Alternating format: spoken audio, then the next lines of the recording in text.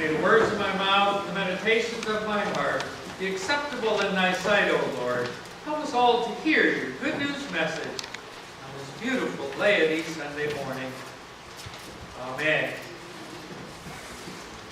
How many times in your life have you said, woe is me? Probably not too many. It's not one of those terms we use. You might say, oh, I'm having a bad day, or I'm depressed, or it's not going well. But you probably wouldn't say, woe is me. The word woe is in the Bible about 50 times. It's surprising when I looked it up how active a word it is. You get the meaning, though. You know, I'm having a rough time. Woe is me. The world's against me. Everything's against me. I'm worried about this. I'm worried about that. I look at church and life as an obligation. You mean I got to go to church and listen to a sermon? That's an obligation. I don't think I will this morning. You know, over the years, I've heard a few really good excuses for not going to church. I've come up with a few myself. Back when I wasn't a minister, I had some good excuses. And I'm not saying that there aren't legitimate excuses, you know. You're working, or, you know, you're sick.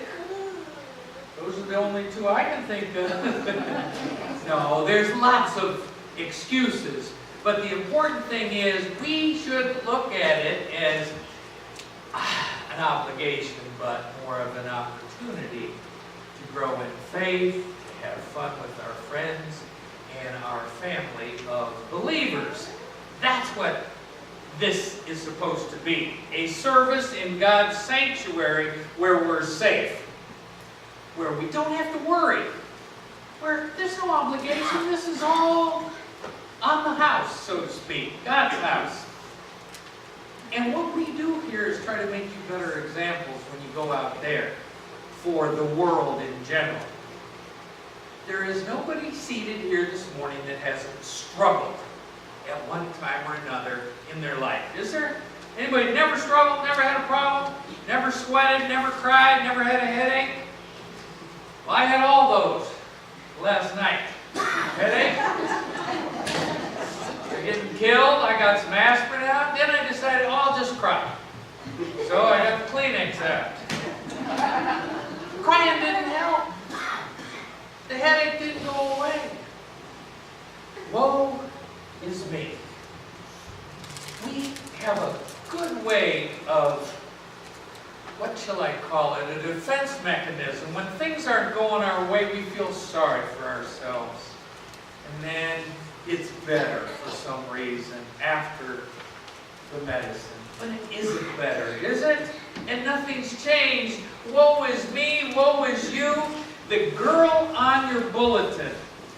I don't put a whole lot of stock in trade anymore in newspapers and news. Sorry. But I saw this in the newspaper and I said, wow, I have to cut it out and share it with you. This girl on the cover has a Bible in her hand. And the article that was written says, anybody who was introduced to God at an early age, just introduced. They did a study, 6,000 people from ages 6 to 26. Long study.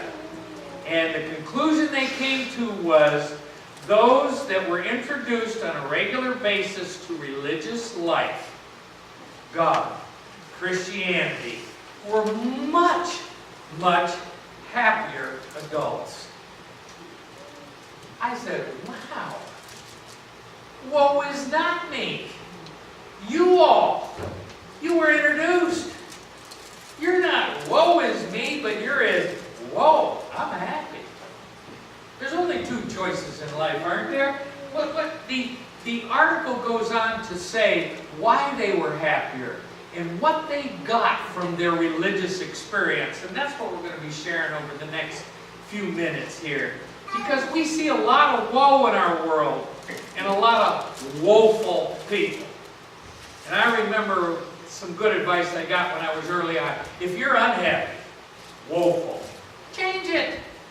Do something to make yourself happier. Like church, like improving this relationship, letting the Holy Spirit do its work. Unfortunately, a lot of woeful people choose other stuff, don't they? It's not so good. Like Reese cups.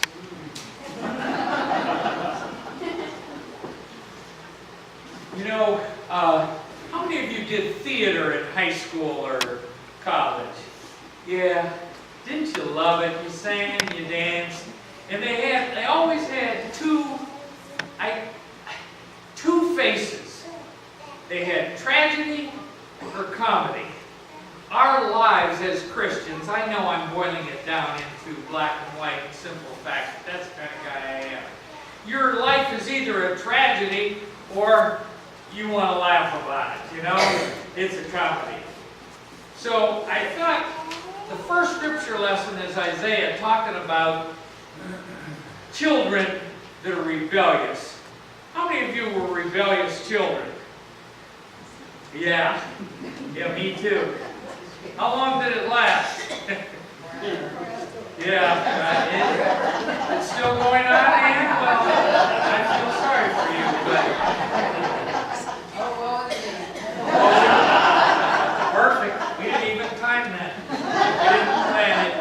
Folks, we have so many people. What Isaiah is talking about when he says the children that argue with, who are they arguing with? They're arguing with God. They're arguing with their Maker.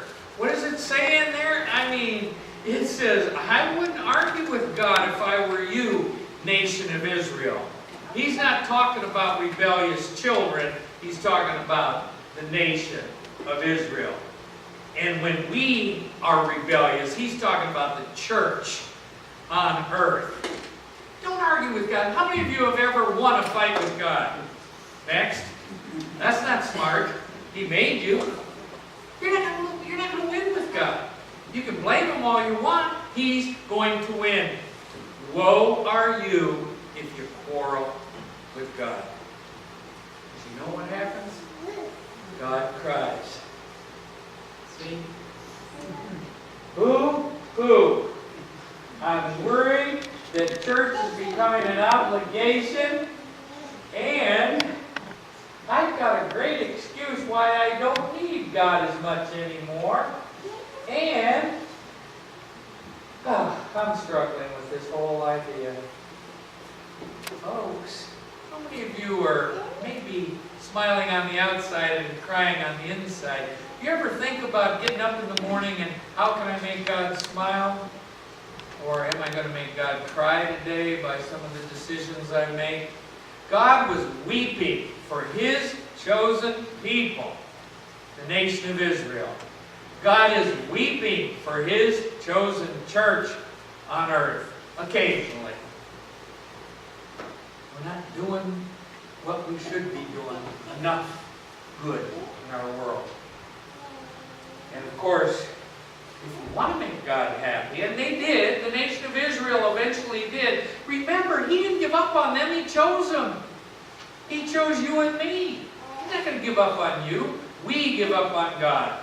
But if you want to be happier, you know what the kids said in that study when they became adults? What their number one advantage was from going to church and being introduced to God? They had a moral foundation. That's right out of the paper. We knew right and wrong. We knew what he wanted. We knew what our folks wanted. We got so many people that don't care what anyone wants. Right? Wrong? What's that? Plus, we're not going to be held accountable anyway, so I'm just going to do it. That makes God cry. So, you've got a moral foundation. And that makes God smile. Yay. I think I'll go to Mardi Gras this year. Aren't these some Mardi Gras masks?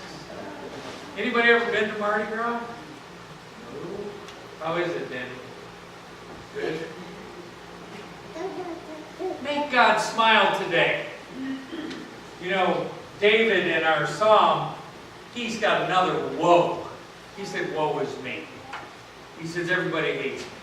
Everybody's my enemy. They're out to get me. David, when he writes this, says he is surrounded by people that don't want me to succeed. How many of you folks, well, I won't even ask it that way. I know there's a bunch of us that feel like, gee, we're surrounded by the enemy. We're surrounded by people that don't want us to succeed, that don't want God to win, that don't want to admit that they need God. And that makes God cry. That makes us cry. Made David cry. And what he said was, he decided, you know, in high school, how many of you did crazy, wild, stupid stuff like drag racing, stayed at the saloon till 2 a.m., and even though it was illegal, and you drank 3-2 beer until you couldn't see? Yeah? Our organist didn't raise his hand, did he, Rosie? Folks, we all made those decisions in high school. And we let other people guide us. Hey, let's go do this. We followed them. David is saying, don't follow the sinful, follow the godly. Doesn't mean you're not occasionally going to slip. But it does mean that more often than not, you are not going to be crying with the sinners of the world. You are going to be smiling and making God smile. Wasn't your mom and dad happy, Brandon, when you came home at the right time? Yes, they were. And how were they when you didn't come home at the right time? Let me guess. No, they weren't crying, you were. After they beat the mess out of you or whatever they did. Parents can't do that anymore, I realize that. You know, and you know what they learned in the article? You know what the kids learned about King David and so forth in the upbringing? What David is saying, I have people around me that say, oh, I hate you, but I'm all about love. Oh, let's be peaceful people, but let's go to war.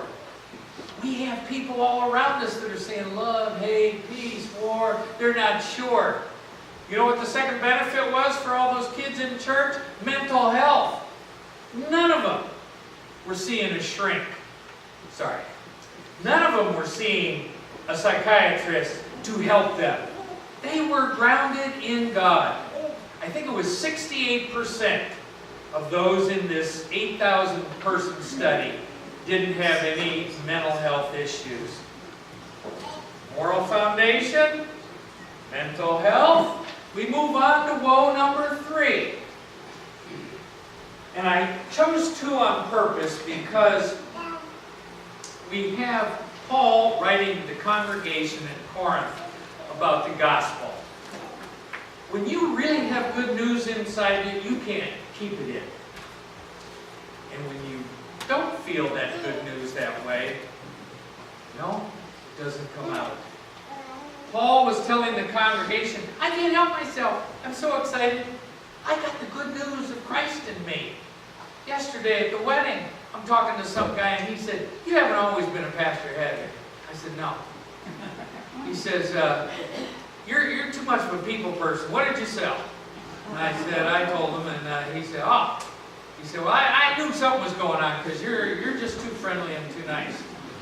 I said, you mean ministers are not friendly and not nice? He said, well, most of the ones I know. Folks, what is the problem with our world? We need to expect people of faith to share their witness, to not be ashamed of the gospel. I know I can come on strong sometimes. I can't help myself. Neither could Paul at the church in Corinth. Because I'm happy. Except last night about 11:30.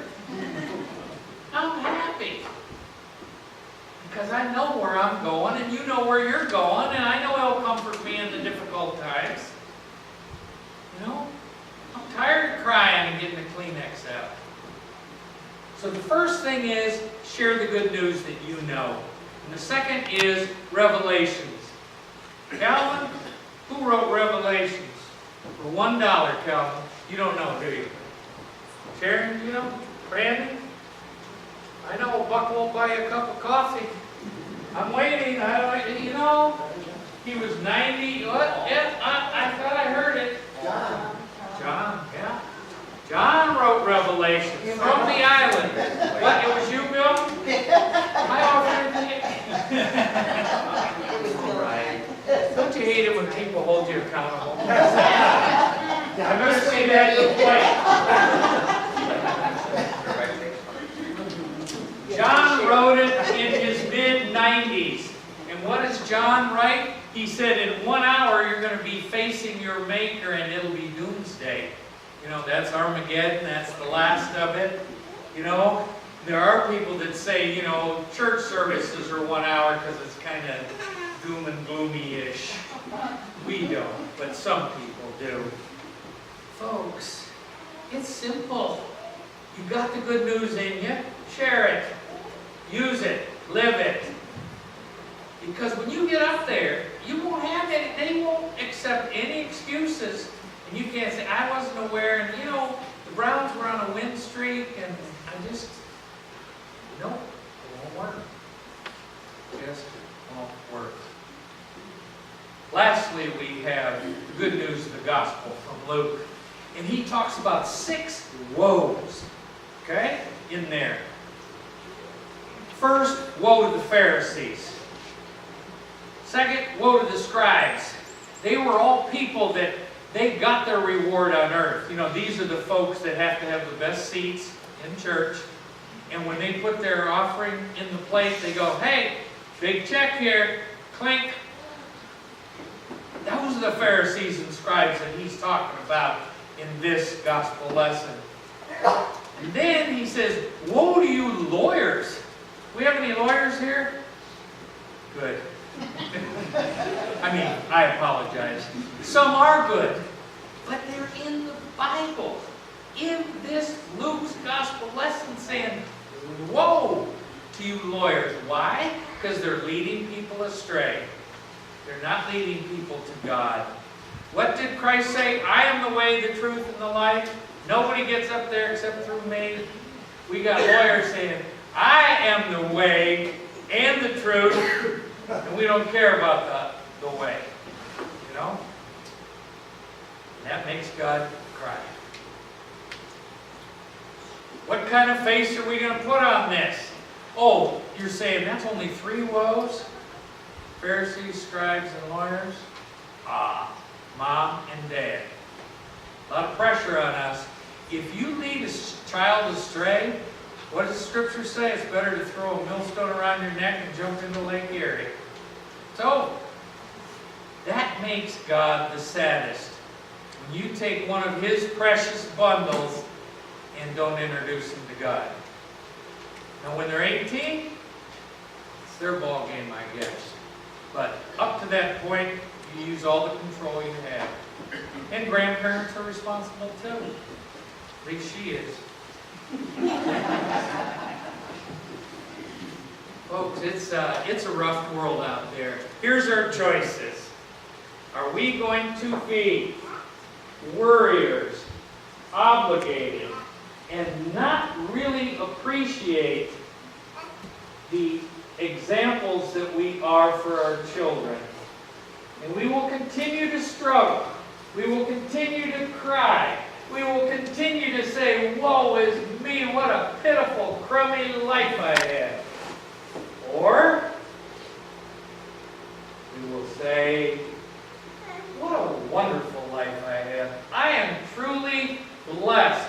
Wife, children, grandchildren, friends, church. And it's not an obligation, it's an opportunity to grow in faith and get better as a human being. And if I'm not an example of what God can do, then who's going to be? Through the power of the Holy Spirit.